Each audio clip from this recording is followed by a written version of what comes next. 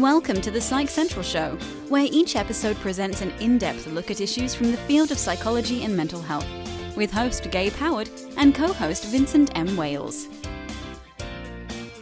Hello, everyone, and welcome to this week's episode of the Psych Central Show podcast. My name is Gabe Howard, and with me, as always, is Vincent M. Wales. And Vince, you brought along a friend today. I did. Would you like to introduce her? I will, sure. Dr. Luana Coleman-Cook is a child psychologist who also lives here in Sacramento, where I am. And we're here today to discuss mental health in children and adolescents. Welcome, Luana. Hi, thanks. Happy to be here. We are glad to have you. We have a lot of parents who listen to the show, and as any parent would, they have a lot of questions about their children. The first one being, how do they get them to behave? But that's probably too broad of a question to start with. Yeah, I think so. It's a good question, though. I often wonder what questions the children ask you about their parents. That would How do I actually get be my parents to stop picking on me? I'm 41 years old, and I would like the answer to that question. Right.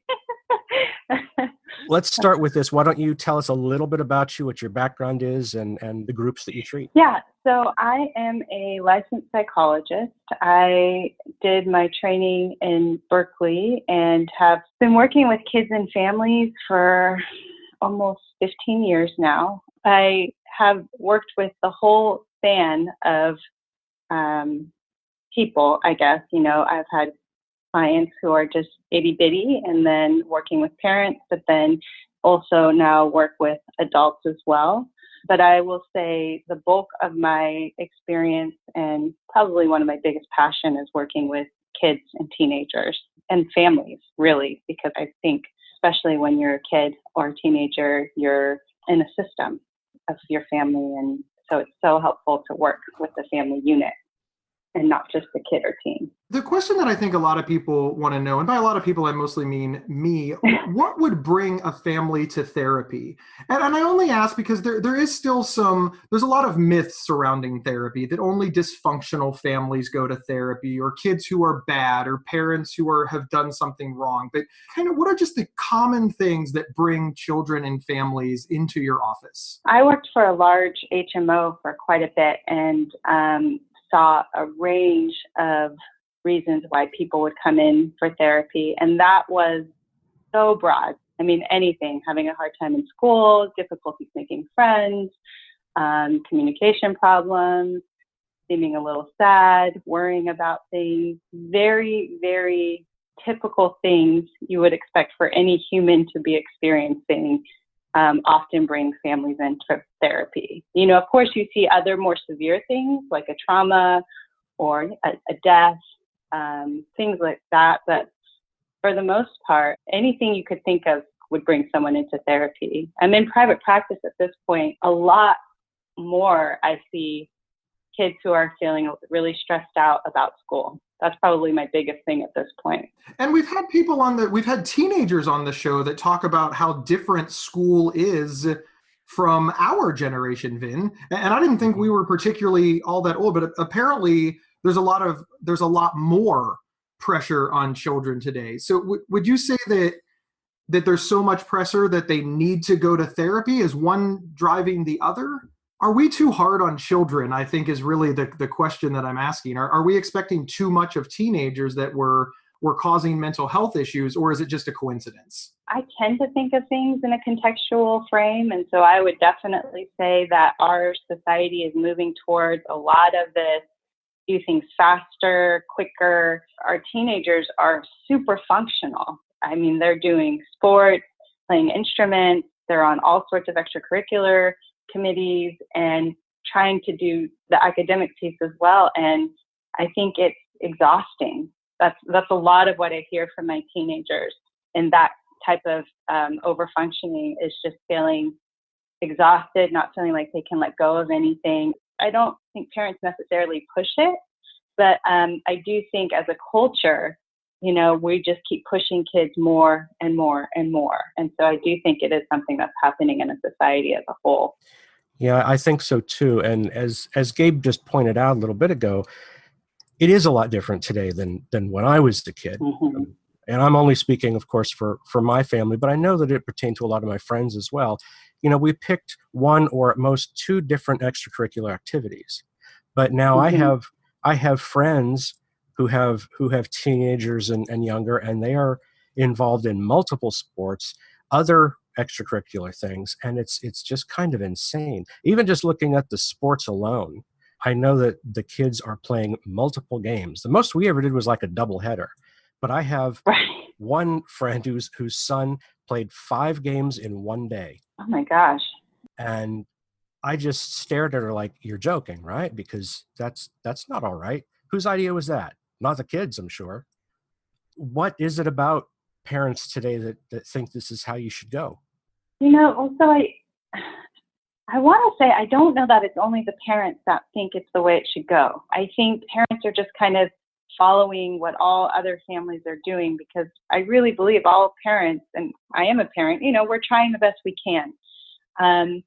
But I do think there is this kind of press to be special, to be really, really good at something. And so what will happen is we can overload kids to try to help them build their resume, I guess, in terms of what they can do. Build character? Well, I wish it was only the character piece of it. I do think we sometimes get focused on what the future is going to hold for them. And so I guess you're right. We're probably trying to help them build the self-identity and have lots of good options of things they can do. But I think what happens is there's just we're putting so much on the plate that we can't quite teach them the skill that I think is super important, which is how do you slow down? How do you make choices from your values and what you really like? How can we invigorate the parts of us that we care the most about, instead of investing in a lot of different activities with the hopes that we look good for colleges? Yeah, and probably most importantly, like how to set good boundaries. Mm-hmm. One of the things that I've had the hardest time in my adult life is to say no, because I'm always afraid that I'll say no to that $1 million opportunity. So I say yes to everything, but then I end up doing many things poorly rather than a few things very, very well. And you get burnt out too. I've seen how much stress you've been under, and I can't imagine what it's like. Well, yeah. I have the advantage of being older and not under anybody's thumb. My parents' expectations are irrelevant. But that leads me to my next question. So let's say that you do find this overwhelmed family. The parents expect a lot of the children, the children expect a lot of the parents, that our society, like you said, is go, go, go, achieve, achieve, achieve. How do you slow everybody down? Because I imagine that you probably just can't say, hey, slow down, you'll be okay. If it was that easy, we could solve this problem with like a Facebook ad. Right. With a nice little meme of some sort. Right. No doubt with a cat. Always a cat. Yeah, right. So if you're coming in to see me, chances are something's not working. And so it's helpful to kind of get a sense of where everybody thinks things are at this point. What are the concerns and why are you coming in? And usually at the point someone is coming to therapy, they're hopefully a little more open to the fact that maybe things aren't going great. I will tell you a common thing parents say to me, though, is, hey, we try to cut things out and they won't let us cut things out. But it's hard because parents often have one idea of what to cut out and teens often have something really different they want to cut out. And so a lot of times it's kind of doing some introspection around why do you think this is important? What are you really hoping for your kid? And understanding the value and the block to expressing the value. Does that make sense? It does. Yeah. We had this in our generation too. I mean, my father instilled, you're a man, get a job. So I had my first job at 11 because that was his value. So we're just really seeing the same thing play out in a different way. Be involved in 7 extracurricular activities so you get involved in a good college or with a good group of people or have more opportunities. That's clearly the parents' values as well. Please correct me if I'm wrong, but you're saying this boils down to interpreting values for your children by way of doing stuff. It's more like this to me. So like when you say your dad had the value of, what did you say his value was? His value was men work. Men work. Okay. So what I would say is probably there is a fear or a desire that you're going to be okay in the world. And the way he saw that you would be okay in the world is saying, get a job. You'll be able to provide for someone. You'll be able to provide for yourself. As long as you have money, you're going to be okay. And so that was the way he communicated that. But the reality is the fear and the hope he has for you is you're going to be okay in the world. And this is the tool I can give you to help you be okay. And so I think that happens in so many different iterations with parents around, I want you to be okay in the future. And so we need to have this, and this in place for you. But sometimes it's at the expense of actually things feeling okay for the person. You know, we're so caught up in the future that sometimes we aren't able to focus on, okay, but actually what is good for you right now? What do you actually need in this moment?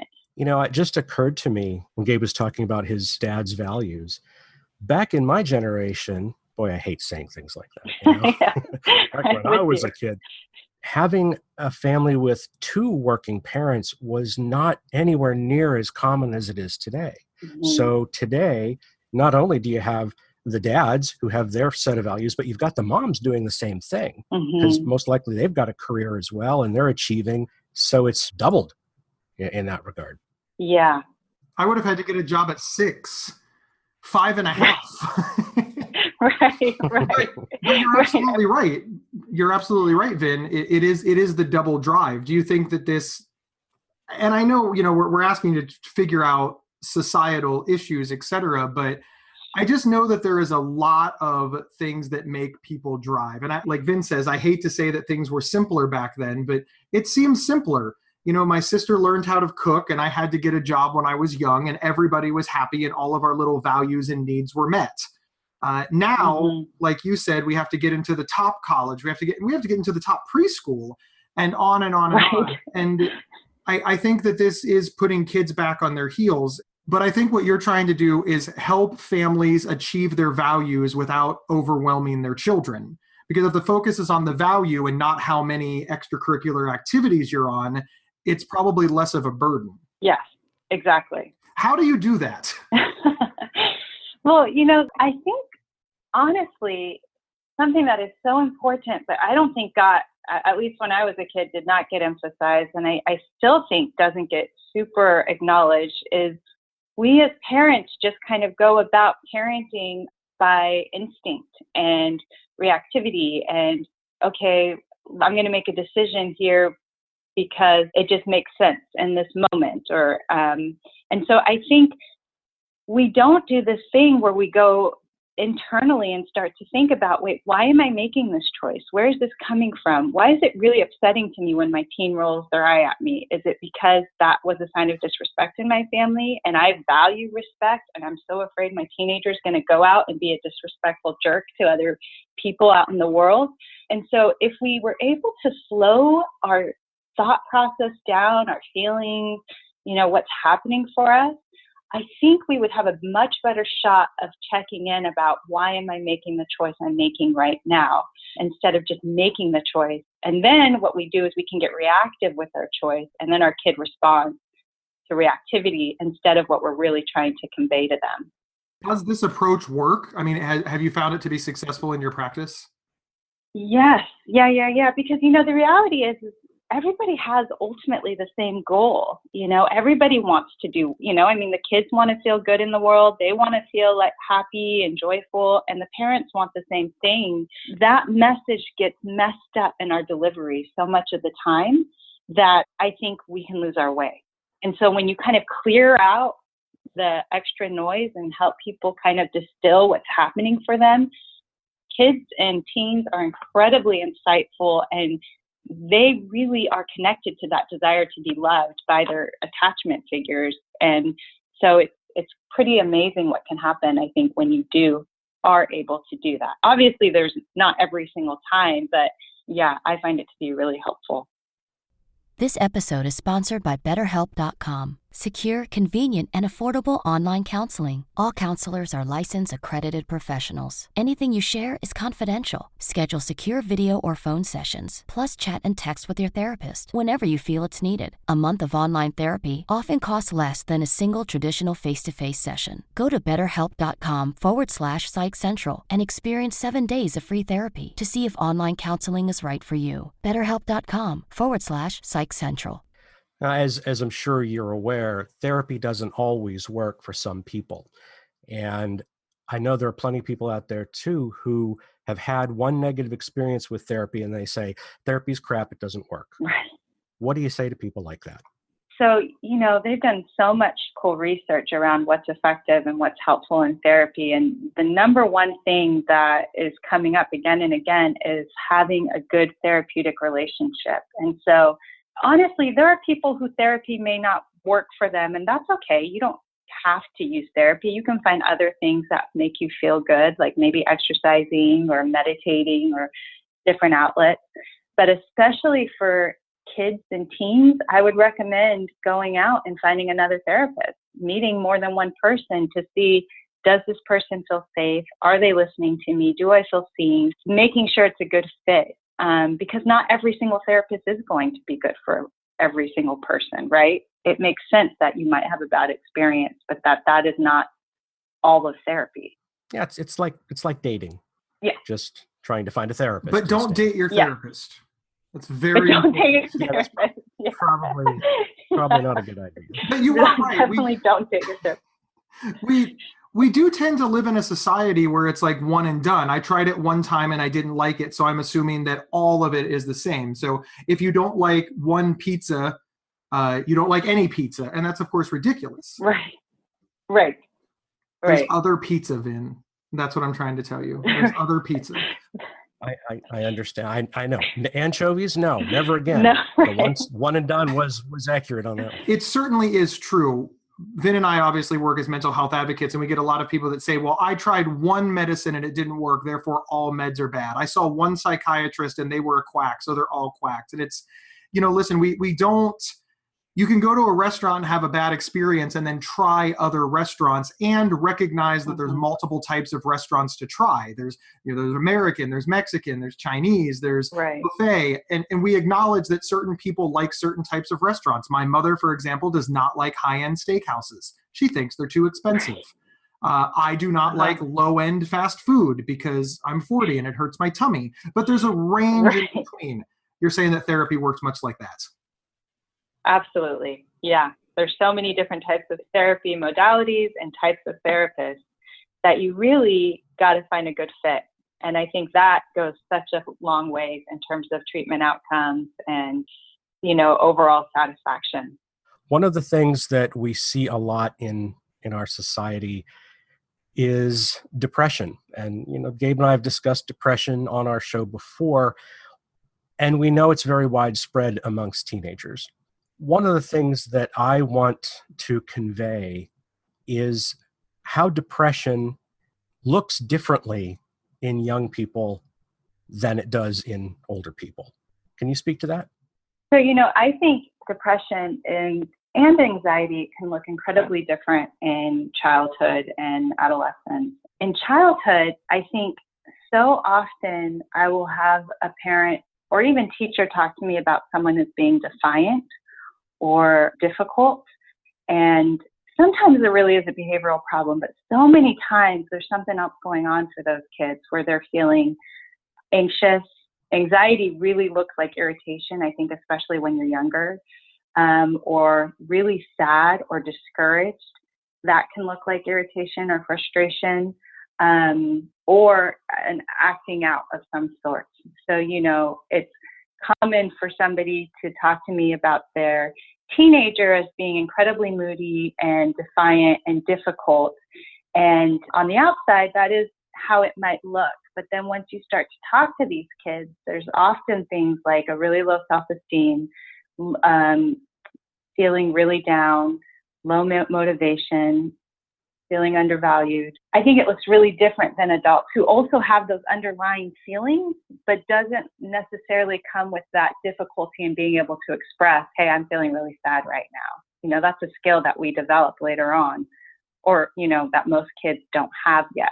One of the things that I try to explain to teachers, parents, any caregiver when they talk to me about their child acting out and that it might be part of a mental health issue, whether it's anxiety or depression, is what sometimes the parents hear is that we're saying, oh, your kid is sick, so therefore ignore the symptoms and they can do whatever they want.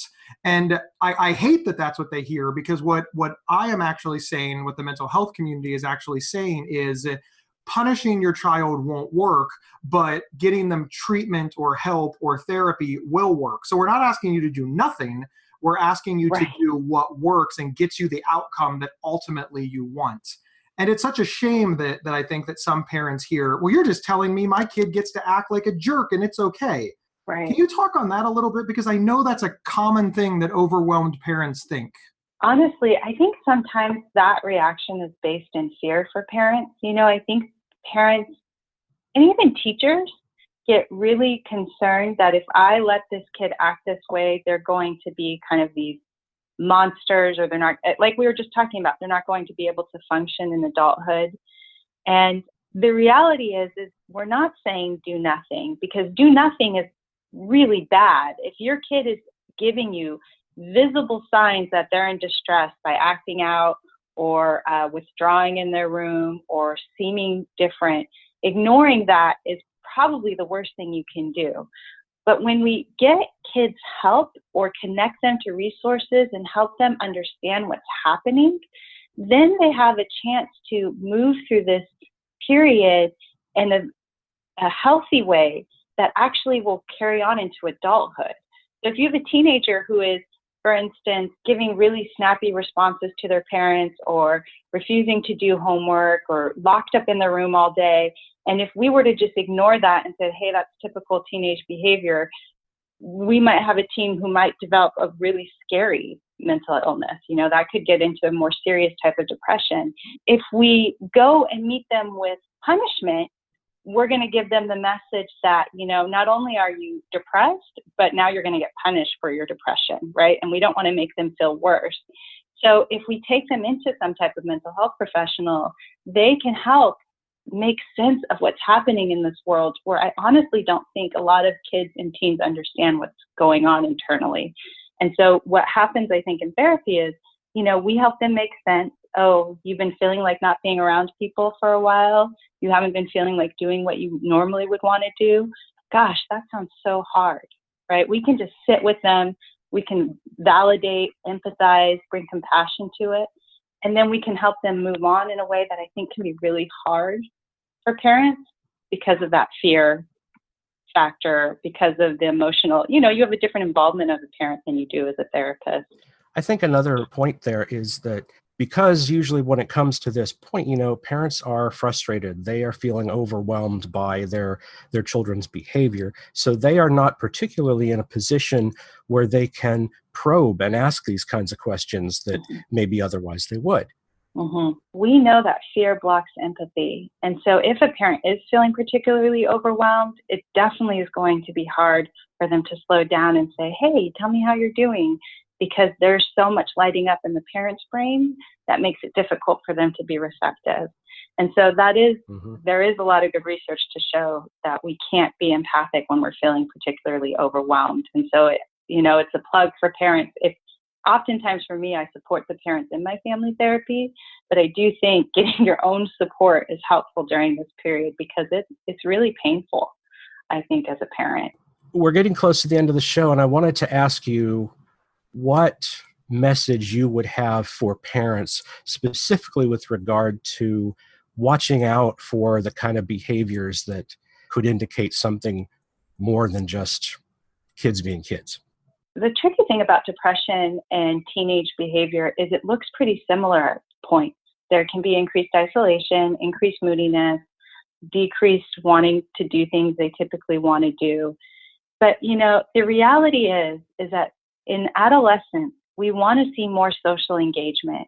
If your teenager is in their room hours upon hours, not ever coming out, that's concerning. If you see that their behaviors are drastically shifting, where they used to enjoy going out and hanging out with friends or playing sports or even being around the family, that's something to know. Any big shift in behavior, I think, is a good thing to keep an eye on. I also think parents often have some kind of intuition, something doesn't feel right. And because we don't want to admit that something's wrong, we'll override that. And I would just want to encourage parents, when you feel that, check it out with your kid. You'd be surprised how much they want to talk about it and would be open to it. And if you still feel like it and they're still saying, no, I'm totally fine, ask again, tell them about the things you're worried about. Let them know, this is why I'm asking you. I'm worried about you. And I think when we have that base of connection, we can really have fruitful conversations. And I think our teens will be honest with us.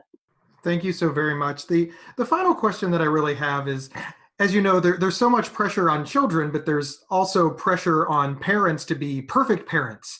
They can't fail in any area. And we've defined failure so ridiculous. If your kid does something in a millisecond, it means that, where was his mother? What was the father doing? And so I think that parents really absorb these messages because, as you said, it's their value that they want to be good parents. What would you say to parents who just feel that they are failing at parenting when in actuality, they're great parents? It's just real life is messy. So one thing I didn't mention that I do is I'm a mindful self-compassion teacher. So talking about failure and how you relate to yourself in the face of failure is something that I'm very passionate about. And so what I would say to parents is everybody makes mistakes. We live in this society where we constantly are trying to hide the fact that we all make mistakes. And I think it's really sad because what happens is, as a parent, you make a mistake, you feel shame about it, you maybe don't talk about it with anybody, and then you just feel more and more alone. And so I think if, as parents, we could start creating these communities. We're supposed to raise children in communities, and we've really lost that. But if we can raise parents in real communities where we can talk with our friends and loved ones about, I feel so lost, or I feel so scared, or, for instance, for me personally, my kids are still young. My youngest kid just had this giant fit in public, and I felt so horrible in that moment. I wish I would have handled it differently. Then when we acknowledge that, we can then connect to others because everybody knows what it's like to fail sometimes, And so it's not a matter of if we're going to make a mistake, it's when we make the mistake. If we can relate to that with kindness and understanding and openness, then we can take an honest look at ourselves and say, hey, this is or isn't working. What would I like to do to change that and move forward accordingly? Instead, if we only beat up on ourselves, then we get stuck in shame, and shame is not activating. It freezes us. And, so I think talking about it, looking at it, and relating to yourself kindly and recognizing everyone does it, I think has been an incredible gift to myself, and I think for the families I work with too. Then it gets modeled for your kids as well, right? They're getting the model of how you relate to yourself when you make a mistake, which is, I think, an invaluable gift. Yes. Very true. Yes, it is. Thank you so much for all of this wonderful information and for being a guest on our show. It's been fantastic. Thank you. This has been great.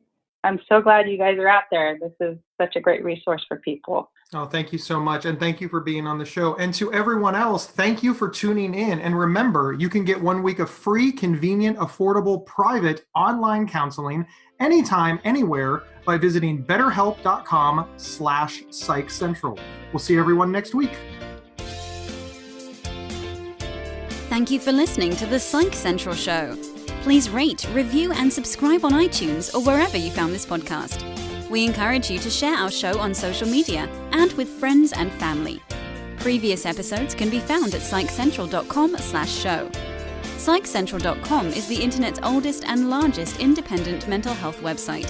Psych Central is overseen by Dr. John Grohol, a mental health expert and one of the pioneering leaders in online mental health. Our host, Gabe Howard, is an award-winning writer and speaker who travels nationally. You can find more information on Gabe at gabehoward.com. Our co-host, Vincent M. Wales, is a trained suicide prevention crisis counselor and author of several award-winning speculative fiction novels. You can learn more about Vincent at vincentmwales.com. If you have feedback about the show, please email talkback@psychcentral.com.